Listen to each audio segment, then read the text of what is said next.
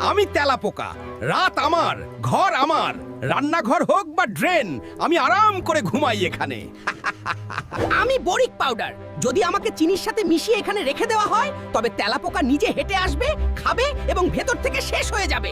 আরে এটা কি? বরিক পাউডার আর চিনি এসব তোমাকে কে বলে দিল? এটা তো আমাদের জন্য স্লো পয়জন। এখানে থাকলে আর বাঁচবো না।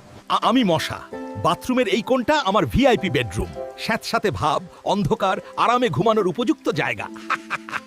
আমি কর্পূর। যদি আমাকে গরম পানিতে ফেলে এখানেই রেখে দেওয়া হয় তবে আমার গন্ধ মশার জন্য বিষে পরিণত হয়। এই বাতাসে সে টিকতে পারে না। আরে এটা কি? এই কর্পূরের গন্ধ, নাক জ্বলছে। এই বাতাস আমার সহ্য হবে না, এখানে থাকলে আর বাঁচবো না। আমি পিঁপড়া। মিষ্টি হোক বা রুটির টুকরো, আমি তোর খাবারের মধ্যে আরামে ঘুমাই। তুই খাওয়ার আগে তো দেখিসও না, আমাকে আবার তাড়াবি। আমি হলুদ। আমাকে যদি লবণের সাথে মিশিয়ে খাবারের চারপাশে ছিটিয়ে দেওয়া হয় তবে